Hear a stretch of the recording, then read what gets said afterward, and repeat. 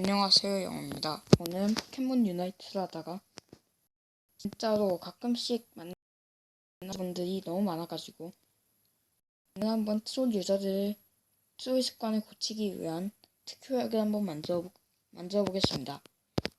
오늘의 게임은 포켓몬 유나이트고요. 오늘은 플레이 영상이 딱히 존재하지는 않습니다. 하지만 여러가지 오브젝트를 기준으로 초보자나 트롤러들의 안 좋은 행동을 없애기 위해 직접 수제작한 영상입니다. 곧 시작합니다.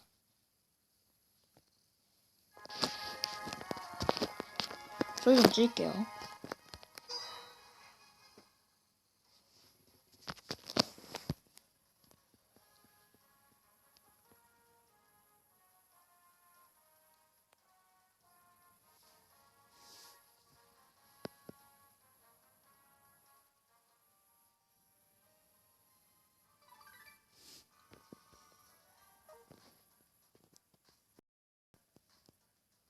자, 이렇게 들어왔습니다. 이제 일단 유나이트 배틀을 누르고 지도를 통해서 여러분들께 알려줄 여러가지 정보들을 보여드리도록 하겠습니다. 스탠다드 배틀, 랭크 매치에 나오는 네모타 스타디움입니다.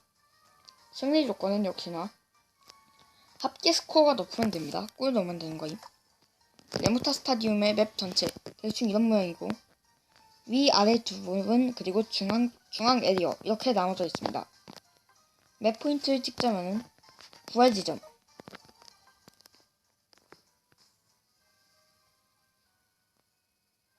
로토무라 썬더가 골 에리어를 손상시킬 수 있고 배틀이 시작하고 5분이 지나면 스타트 이전 가까이 슈퍼 점프가 나타납니다.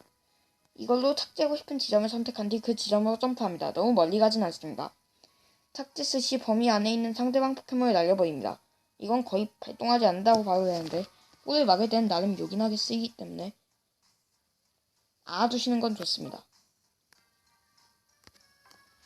같은 팀의 골 에리어에 있으면 HP가 회복되면 골 에리어 안에서만 유지되는 실드 효과를 획득할 수 있습니다. 자목 열매는 HP를 회복할 수 있습니다. 다가가면 첫 골 에리어가 부서질 때 탑과 보스의 1차 골대가 터질 때까지 반복해서 출현됩니다. 상대팀 골 에리어에는 점수를 넣을 수 있습니다. 마지막 골 에리어 이외에는 골 에리어에 넣을 수 있는 스코어 상환이 있으며 그 상환을 넘으면 골대가 부서집니다. 이렇게 골대를 부서뜨리면서 좀 더 멀리 있는 골대이지만 거기에 스코어를 넣습니다. 이렇기 때문에 슈퍼 점프가 닿지 않는 1차 골대는 라스트 스퍼트 때 몰래 골이 들어올 가능성이 있기 때문에 안 놓는 것도 좋습니다. 아예 미리 부숴놓는 것도 좋습니다. 하지만 두 번째 갈가부기 때 전까지는 사실은 탑 위쪽 1차 골대는 그냥 부서뜨리는 게 낫습니다. 하지만 아래 1차 골대는 라스트 스퍼트가 오기 아주 잠깐 전에 딱 없애주면 좋습니다. 이 열매를 주면 잠시 동안 이동 속도가 올립니다. 야생 포켓몬에 대한 설명입니다. 버프론, 노파파 각각 버프를 주며 이 버프에 대한 내용은 버프론은 적을 잠시 동안 느리게 할 수 있음. 이 효과가 유지됐을 때 일반 간격을 맞추면 노파파를 키우고 싶으면 보라색 오라가 몸을 감쌉니다. 이 오라를 두르고 있을 때 남은 HP가 낮은 포켓몬에게 공격이 명중하면 데미지가 증가합니다. 즉 갈가부기나 로톰 같은 야생 포켓몬, 에픽 포켓몬을 잡는데 나름 도움이 될 수 있다는 소리입니다. 로토무, 갈가부기, 썬더는 조금 이따가 설명하도록 하겠습니다. 그 외의 도장은 스타팅 지점으로 가는 버튼, 잠깐의 쿨타임이 있는 건 아니고 사용한 뒤에 약간의 선딜레이 후 바로 집으로 이동됩니다. 정확히는 있습니다. 아무튼 큐티팀 간단하게 유나이트 기술 준비 완료. 다들 모여. 지원이 필요해. 그리고 어떤 루트를 가는지에 대한 설명. 계속 가자. 후퇴하다 등등의 간단한 말을 보낼 수 있으며 우리 팀 그 플러스로 미니맵을 통해 에픽 포켓몬에게 조준하면 땡땡땡을 KO 시키자. 그리고 아군 골대에다 사용하면 골을 막자. 상대편 골대에다가 하면 골을 넣자. 그리고 그 외에도 얼마나 유나이티브를 가지고 있는지 설명할 수 있습니다. 이동 불가, 행동 불가. 얘는 이동만 못하는 거고 일반 공격은 가능합니다. 행동 불가는 아예 아무것도 안 됩니다. 잠들어서 행동할 수 없게 만듭니다. 일정 시간 후에 데미지를 받으면 잠에서 깨어납니다. 또한 정해진 시간이 지나면 스스로 잠에서 깨어납니다. 얼음, 대상을 얼어붙게 만들어 행동할 수 없게 합니다. 아주 잠깐이기 때문에 의외로 모르고 지나가는 사실이 많습니다. 방해무효, 이동속도 나온, 마비, 이동불가, 행동불가, 잠듦, 얼음, 밀쳐내기, 날려버리기 등등의 효과를 막을 수 있습니다. 바인드, 방해불가 효과를 무시하고 공격합니다. 보호, 방해무효와 같은 효과가 있으면 데미지를 아예 받지 않고 바인드의 효과를 받지 않습니다. 자, 그럼 이제 이 야생 포켓몬들을 설명한과 동시에 전략을 알려드리도록 하겠습니다. 아마도 이게 가장 중요한 부분이 되는데 먼저 로토무입니다. 로토무는 그렇게 중요하진 않습니다. 하지만 나름 이기고 있거나 지고 있을 때 어떻게든 잡아서 승부를 붙이거나 지고 있던 판을 어느 정도 꺾을 수는 있습니다만 큰 의미가 없기 때문에, 아니면 오히려 주는 총 경험치량과 획득할 그 서트였을 때 적에게 넣을 수 있는 골 기대량이 갈가부기가 훨씬 많아서 로토무는 벌어진 신세가 되었습니다. 갈가부기, 이 게임에서 가장 중요한 메인 오브젝트 중 하나입니다. 갈가부기를 KO시키면 같은 포켓몬이 대량의 경험치와 쉴드를 획득합니다. 쉴드 효과를 계속하는 동안에는 데미지가 일부 무효가 되는데 여기에서 이 무효 덕분에 굉장히 좋은 성능이 있고, 무엇보다 경험치 양인 다분히 팀원 전체에다 주는 양은 다분히 15마리에 가까운 양으로, 원래는 17마리였으나 너프 이후 15마리로 변경. 아무튼 자세한 건 알 수 없습니다만 이거는 유튜브에 쳐보시고, 아무튼 이 갈가부기의 중요성은 이렇게 입증이 되었습니다. 이렇기 때문에 파이어로,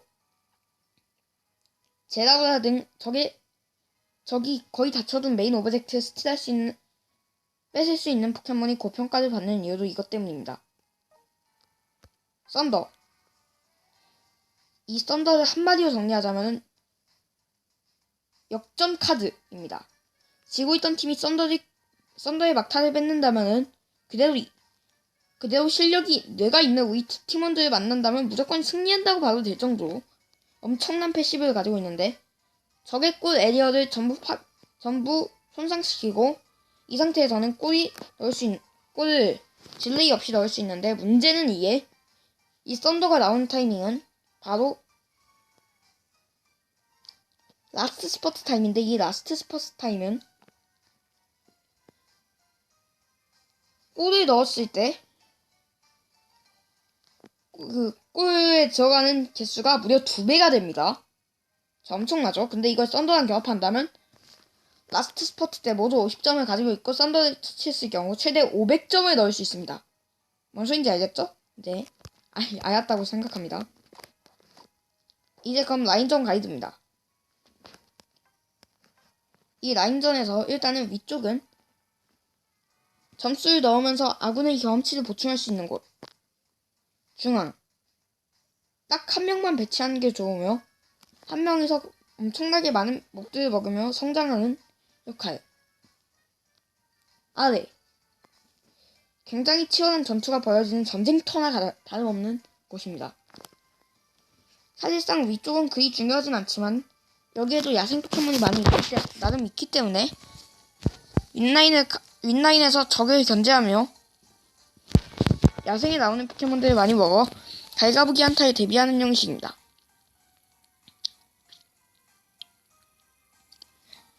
한국에선 위쪽 라인에 2명을 배치합니다. 미국이나 서양권 쪽에서는, 동양권에서는 위쪽 2명, 서양권 쪽에서는 위쪽 1명으로 굉장한 차이가 있습니다. 근데 여기서 나오는 이 한 마리의 포켓몬은 엄청난 소방 캐리형 포켓몬이어야 합니다. 그리고 또한 소통이 잘 되는 상황에서만 활약할 수 있는 전략이기 때문에 보통은 위쪽 2, 아래쪽 2, 중앙 하나가 선호됩니다. 또한 중앙은 위쪽이나 아래쪽으로 라인 개입을 할 수 있는데 아래쪽이 더 추천됩니다. 하지만 상황에 따라서 위쪽이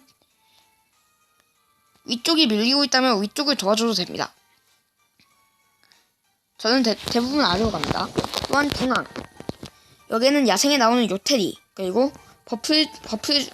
처치한 자에게 버프를 주는 루파파와 버프론, 그리고 가재군 2마리가 있는데 이 포켓몬들 전부 혼자서 먹으면 바로 5레벨을 찍을 수 있기 때문에 대부분의 포켓몬의 활약 시작 타이밍과 정말 많이 겹칩니다.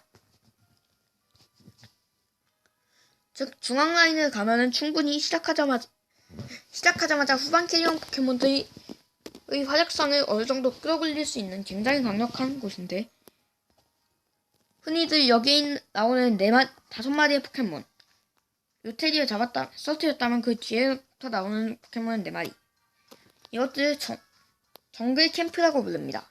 또한 중립 가제군에 대해 설명하겠습니다. 이 중립 가제군은 나름 중요하진 않지만 중앙 라인을 가는 유저들이